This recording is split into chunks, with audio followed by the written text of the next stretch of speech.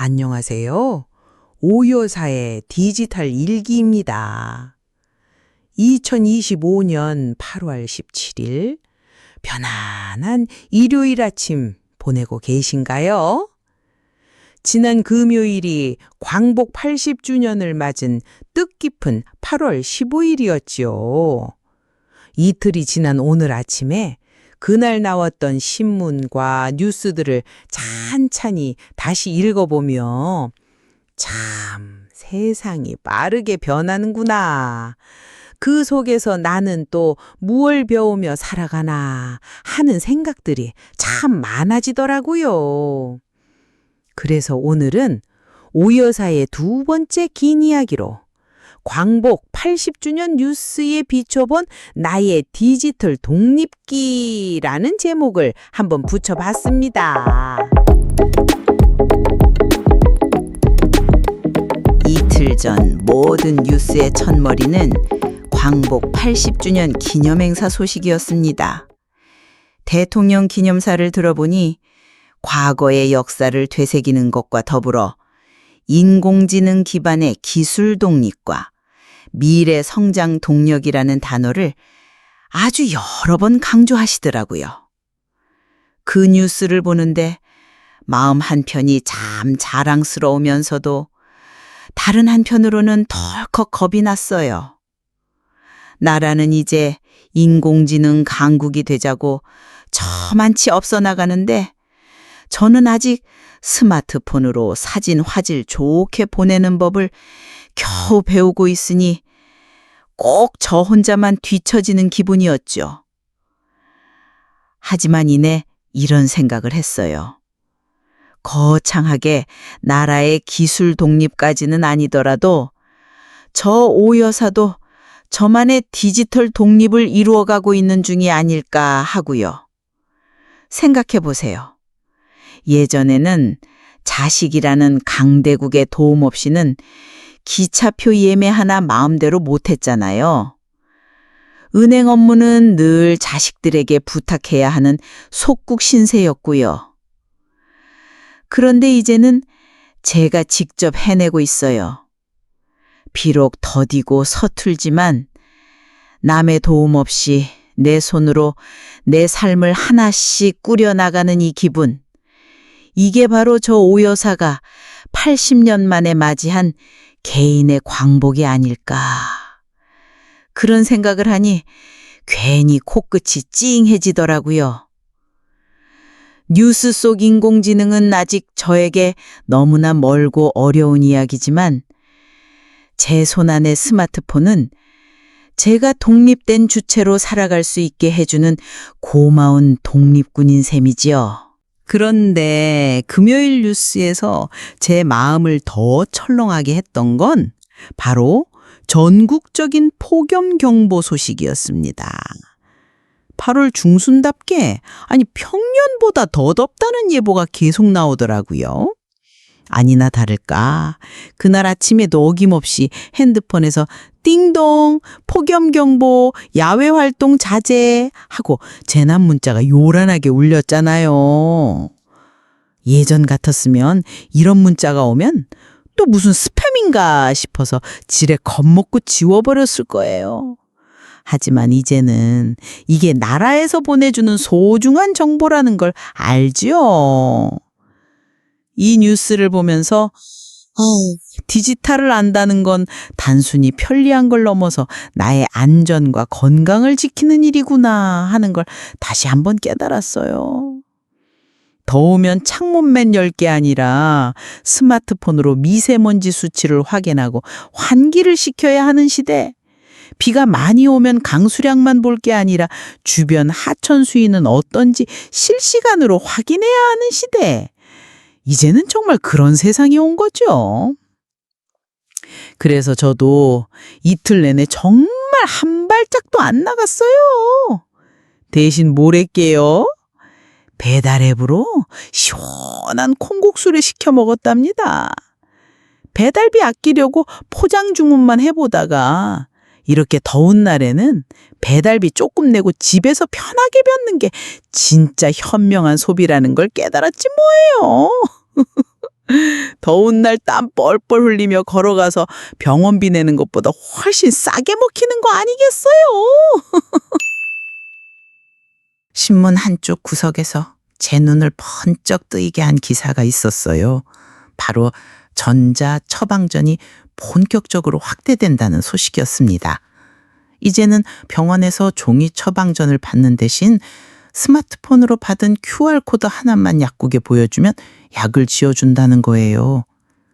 그걸 보니 참 편리하겠다 싶으면서도 가슴이 덜컥 내려앉더라고요. 제가 혈압약을 몇 년째 먹고 있는데 약국에 가서 약사님 얼굴 보고 지난번 약 먹고 속은 괜찮았어요? 이런 이야기도 나누고 요즘 같은 날씨엔 물 많이 드셔야 해요. 같은 다정한 이야기도 듣는 게 참 좋았거든요. 그런데 이제는 말 한마디 없이 기계에 QR코드만 삑 찍고 약을 받아가야 한다니. 약은 편리하게 받겠지만 사람 사이에 따뜻한 정 하나가 사라지는 것 같다 괜히 서운한 마음이 들었어요. 또 한편으로는 이런 걱정도 됐죠. 내가 실수로 QR코드를 지워버리면 어떡하지? 데이터가 없어서 인터넷이 안 되면 약을 못 받는 건가? 하는 현실적인 걱정들이요.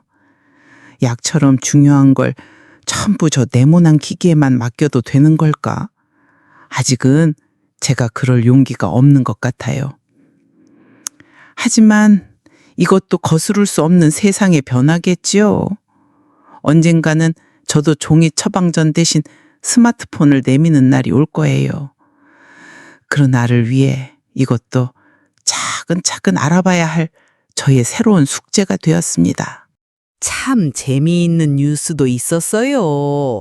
요즘 나오는 최신 스마트폰에는 인공지능 기능이 있어서 수백 장, 수천 장 되는 사진들을 알아서 다 정리해 준다는 거예요. 작년 여름 휴가 때 바닷가에서 찍은 손주 사진만 보여줘!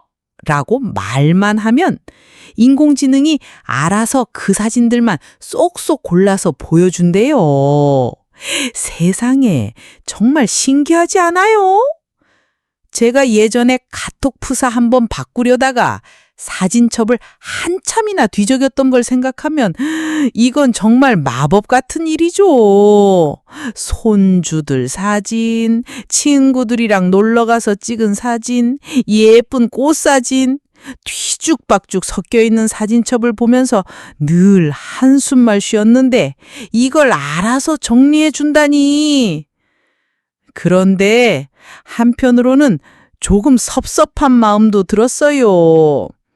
예전에는 앨범을 한 장 한 장 넘기면서 이때는 이랬지, 이날은 참 즐거웠지 하고 추억을 곱씹는 시간이 있었잖아요. 그런데 이제는 기계가 모든 걸 다 정리해주면 우리가 기억을 되새길 틈도 없이 그냥 결과만 보게 되는 건 아닐까 하는 생각이 들더라고요. 제가 아들한테 고마운 마음을 전하려고 서툰 솜씨로 칭찬 카드를 만들었을 때 사진을 고르고 글씨를 쓰는 그 모든 과정이 저에게는 참 소중한 시간이었거든요. 편리함도 좋지만 가끔은 그렇게 서툴고 느린 과정 속에서만 느낄 수 있는 행복도 있는 법인데 말이죠. 그래도 이 기능은 꼭 한번 배워보고 싶어요. 인공지능이 정리해준 사진들을 보면서 제가 잊고 있던 소중한 추억들을 다시 발견하게 될지도 모르잖아요. 그리고 마지막으로 제 지갑을 서늘하게 만든 뉴스가 있었습니다. 바로 모바일 신분증 사용이 올해 말부터는 모든 은행과 공공기관으로 전면 확대된다는 소식이었습니다. 이제는 정말로 플라스틱 주민등록증 없이 스마트폰 하나만 있으면 은행에서도 동사무소에서도 내 신분을 증명할 수 있는 시대가 온다는 거죠. 그 뉴스를 보는데 참 신기하면서도 덜컥 겁이 났습니다. 제가 평생을 지갑 한쪽에 소중하게 품고 다녔던 닳고 다른 저의 주민등록증이 이제는 스마트폰이라는 네모난 기계 속으로 완전히 들어간다니 세상이 정말 빠르게 변하고 있구나 실감이 나더라고요. 물론 편해지겠죠. 지갑을 깜빡 잊고 나와도 당황할 일이 없을 테니까요. 하지만 걱정이 더 앞서는 건 어쩔 수 없었어요. 스마트폰을 잃어버리면 내 신분증까지 통째로 잃어버리는 거 아닌가? 누가 내 스마트폰을 열어서 납품됐으면 어떡하지? 하는 불안한 마음이 먼저 들었습니다. 제가 은행 앱에서 보안카드 하나를 붙잡고 그토록 쩔쩔 맸는데 이제는 그것보다 더 중요한 신분증을 스마트폰에 넣고 다녀야 한다니 이건 정말 차원이 다른 문제처럼 느껴졌어요. 하지만 이내 마음을 다잡았습니다. 자동차가 처음 나왔을 때 사람들은 걷는 게 더 안전하다고 했지만 결국 모두가 차를 타게 되었잖아요. 이것도 분명 지금은 낯설고 두렵지만 언젠가는 플라스틱 신분증을 들고 다니는 게 더 어색한 날이 오겠죠. 그래서 이것도 저 오 여사가 반드시 넘어야 할 산이라고 생각하기로 했습니다. 저의 디지털 독립을 완성시켜줄 마지막 관문이라고 여기고 모바일 신분증에 대해 제대로 한번 공부해 보겠습니다. 제가 먼저 안전하게 등록하고 사용해 본 뒤에 여러분께 가장 쉬운 방법으로 꼭 알려드릴게요. 오늘 저의 두 번째 긴 이야기 어떠셨나요? 광복 80주년이라는 거대한 역사의 흐름 속에서 폭염이라는 현실적인 날씨 속에서 그리고 모바일 신분증이라는 새로운 기술 속에서 저의 디지털 일기는 계속되고 있었습니다.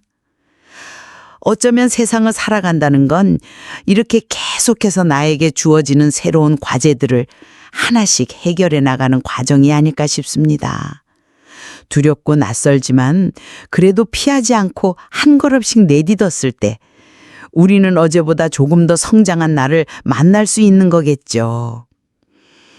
지금까지 2025년 8월 17일 오여사였습니다. 남은 주말 편안하고 행복하게 보내시길 바랍니다.